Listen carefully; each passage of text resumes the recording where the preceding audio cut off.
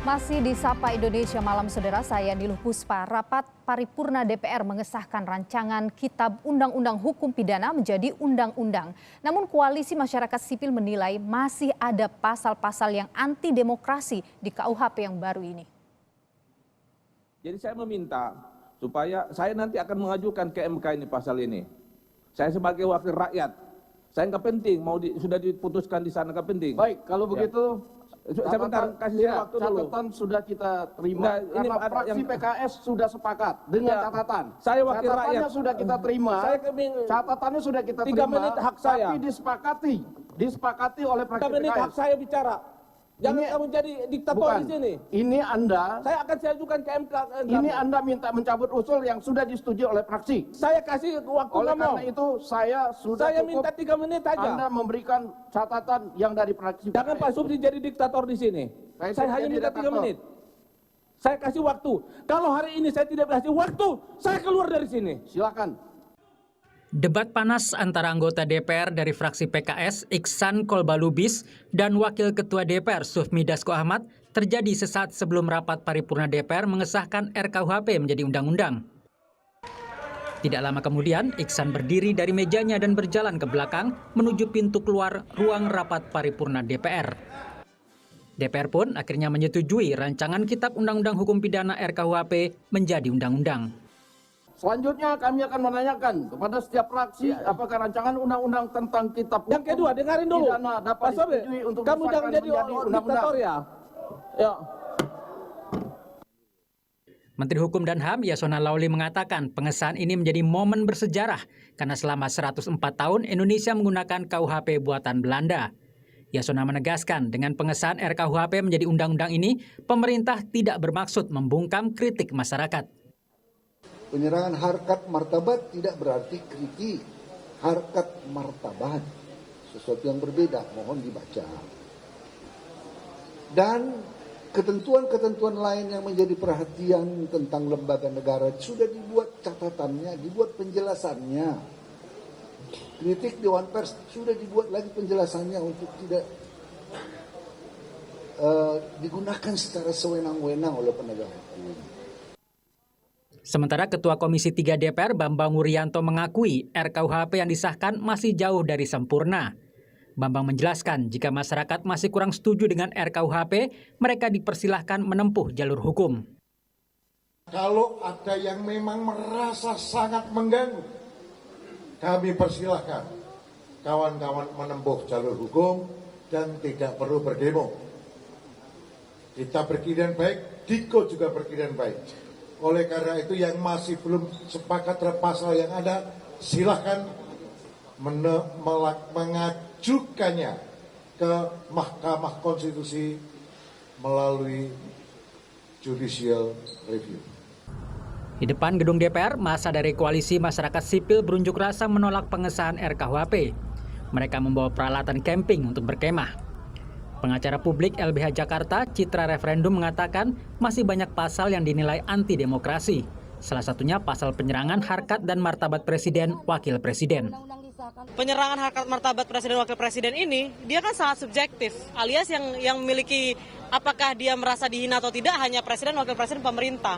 Padahal seharusnya kursi presiden, wakil presiden itu dianggap sebagai jabatan, bukan sebagai individu. Sejumlah LSM mengungkap ada pasal-pasal yang dianggap bermasalah di RKUHP. Misalnya pasal 218, 219, dan 220 yang mengatur tindak pidana penyerangan kehormatan dan harkat martabat presiden, wakil presiden. Kemudian pasal 240 dan 241 yang mengatur tindak pidana penghinaan terhadap pemerintah. Pasal 256 tentang larangan unjuk rasa tanpa pemberitahuan, hingga pasal 263 yang mengatur tindak pidana penyebarluasan berita bohong. KUHP yang baru akan mengalami masa transisi 3 tahun dan berlaku efektif pada 2025. Tim Liputan Kompas TV.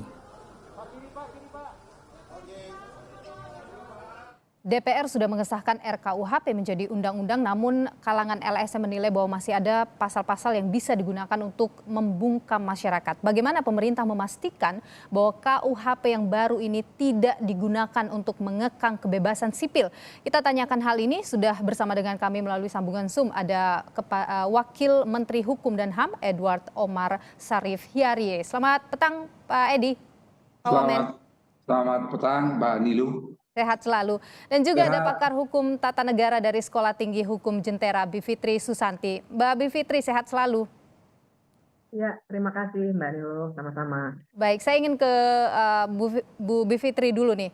Soal ada banyak ya yang disebutkan bahwa pasal di KUHP ini dianggap bermasalah. Tapi kalau menurut Anda, yang harus paling diperhatikan yang mana?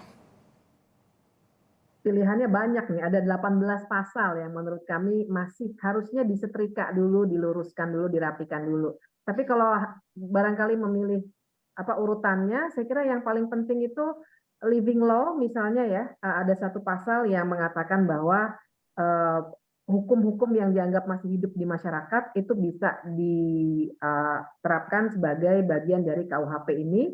Kemudian juga tadi pasal yang sudah disebutkan oleh kawan dari LBH Jakarta soal penghinaan atau penyerangan terhadap martabat presiden dan wakil presiden dan lembaga-lembaga negara.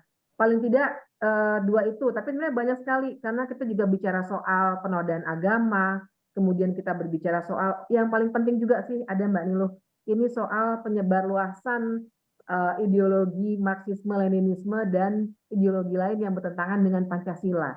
Nah, kenapa saya anggap ini semua penting? Karena interpretasinya bisa begitu luas, sehingga nanti bisa timbul ketidakpastian hukum, itu satu, dan kemudian juga ada peluang-peluang penerapannya nanti hanya akan sangat tergantung pada penegak hukum dan penguasa. Karena nanti pada akhirnya ketika KUHP ini nanti akan diterapkan, pastinya akan harus ada penafsiran dari penegak hukum.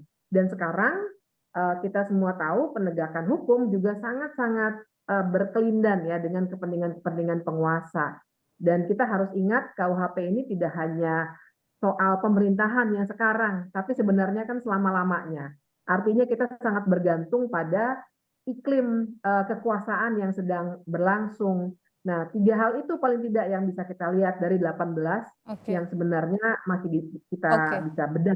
Jadi karena sangat subjektif, jadi potensi akan membahayakan masyarakat besar, begitu, Mbak ya? Iya, ya. Jadi kalau boleh saya tambahkan sedikit, jadi memang ada beberapa hal-hal teknis yang terkait dengan misalnya pasal mengenai penghinaan presiden tadi kan sebenarnya delik aduan ya, yang artinya tidak bisa semua orang, sembarangan orang melapor kemudian ditindaklanjuti. Nah, tapi kita harus juga melihat kita harus punya helikopter view gitu. Kita harus punya pandangan mana yang seharusnya masuk ke dalam KUHP, mana yang tidak, dan dampak apa yang bisa ditimbulkan dari aturan main yang seperti itu. Ada stigmatisasi yang mungkin dilakukan karena ada kerangka bahwa penghinaan seperti itu ataupun bentuk-bentuk lainnya tadi ya, demonstrasi tanpa pemberitahuan dan lainnya, itu dianggap sebagai melanggar hukum, sehingga sangat mungkin terjadi implikasi-implikasi lanjutan di luar penegakan hukum formal. Nah, ini yang kita tidak inginkan dari sebuah KUHP yang seperti ini pendekatannya. Baik, saya ke Pak Edi, Pak Wamen, bagaimana menjawab keresahan yang disampaikan oleh Bu Bivitri tadi, yang mungkin juga itu adalah keresahan dari banyak masyarakat? Ya, makasih Mbak Nilu, Mbak Bibip. Saya kira ada beberapa hal yang ingin saya sampaikan. Pertama, terkait hukum yang hidup dalam masyarakat ini memang perdebatan panjang. Seolah-olah hukum yang hidup dalam masyarakat ini yang ada dalam pasal 2, seolah-olah dia bertentangan dengan pasal 1, padahal sebetulnya tidak demikian. Bahwa kita harus tahu persis sebenarnya keberadaan pasal 2 itu tidak terlepas dari perkembangan asas legalitas. Yang tadinya dari nulla puna sine lege menjadi nulla puna sine iure. Ketika kita berbicara mengenai nulla puna sine iure, bahwa tidak ada pidana tanpa hukum, ini dalam pengertian yang luas. Supaya tidak terlalu luas diinterpretasikan, maka harus dipahami ada beberapa. Yang pertama, bahwa yang sama sekali tidak diatur dalam KUHP, tetapi ada dalam hukum yang hidup dalam masyarakat, bisa digunakan. Itu yang pertama. Yang kedua, itu hanya pada persoalan tindak pidana yang ringan. Yang ketiga, pemberlakuan hukum yang hidup dalam masyarakat itu dibatasi oleh 4 pagar. Pagar yang pertama adalah Pancasila, pagar yang kedua adalah Undang-Undang Dasar 1945, pagar yang ketiga adalah hak asasi manusia, dan pagar yang keempat itu adalah prinsip-prinsip umum yang diakui bangsa-bangsa beradab di dunia. Kemudian masih dijelaskan dalam penjelasan bahwa pedoman untuk peraturan daerah yang akan menghidupkan bukan menghidupkan tetapi kemudian akan memberlakukan hukum yang hidup dalam masyarakat itu diatur dalam peraturan pemerintah. Ini untuk mencegah jangan sampai kemudian dengan adanya pasal 2 ini lalu berlomba-lomba membuat perda yang berkaitan dengan hukum yang hidup dalam masyarakat. Padahal sebenarnya yang dimaksudkan oleh pembentuk undang-undang tidak demikian. Itu yang pertama. Yang kedua mengenai pasal-pasal yang dianggap